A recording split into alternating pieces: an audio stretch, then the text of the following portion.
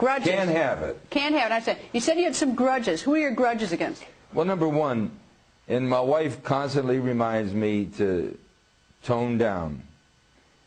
I brought that guy back from Israel, John Demjanjuk. It was my Freedom of Information Act which proved not only that he was innocent, but who Ivan really was.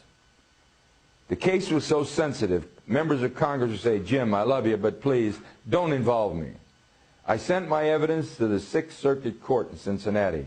They wouldn't accept it. I finally sent it over to Israel, to the Israeli Supreme Court, and they called me over there, and I went with the family. I did a live interview, satellite, with Brian Gumbel, and I said, when they put this innocent man to death, they're going to lose $15 to $20 billion every year they get from the American taxpayers. And Brian Gumbel says, what are you talking about? They only get $3 billion. And I said, Brian, that's only the foreign aid bill. Look at all the other trade compacts, economic assistance, military assistance. I'm saying this to you right now. Israel gets approximately $15 billion a year from the American taxpayers. That $15 billion is $30,000 for every man, woman, and child. And people in my district are losing their pension benefits. So I was targeted big time. By the Israelis? The Israeli Supreme Court looked at the evidence, could not refute it. And it came from the Justice Department, Greta. And they said, take him home. I brought him home, and he was bombarded ever since. Home to Ohio. Now he's in Germany fighting for his life. Now let me say this. Prosecutor Moskowitz of the OSI Office of the United States Justice Department suborned perjury with Otto Horn. The documents clearly state who Ivan the Terrible was, a man named Ivan Marchenko, not Demjanjuk. And they had to release him.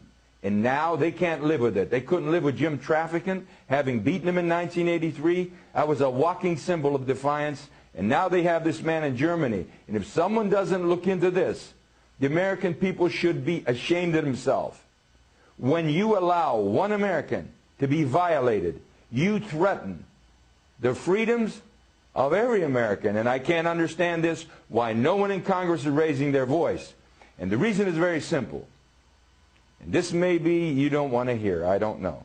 And I certainly don't want to hurt you on your show. You have one of the best. You're fair.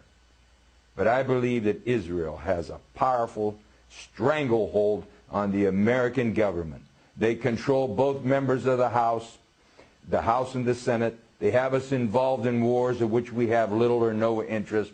Our children are coming back in body bags. Our nation is bankrupt over these wars. And if you open your mouth, you get targeted. And if they don't beat you at the poll, they'll put you in prison. All right, two quick things. One is the Israelis released Demjanjuk back to the United States, right? The Israeli Supreme Court, and I give them credit. Give them credit. I give them credit, big time. All right, the second thing is Israel is a democracy and is our ally. Yes, right? they are.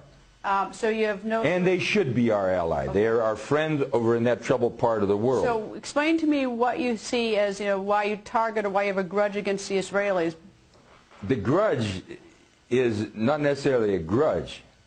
It's an objective assessment that no one will have the courage to speak about. They're controlling much of our foreign policy. They're influencing much of our domestic policy. Wolfowitz, as Undersecretary of Defense, manipulated President Bush #2 back into Iraq. They pushed definitely to try and get Bush before he left to move into Iran. We're conducting an expansionist policy of Israel, and everybody's afraid to say it. They control much of the media, they control much of the commerce of the country, and they control powerfully both bodies of the Congress.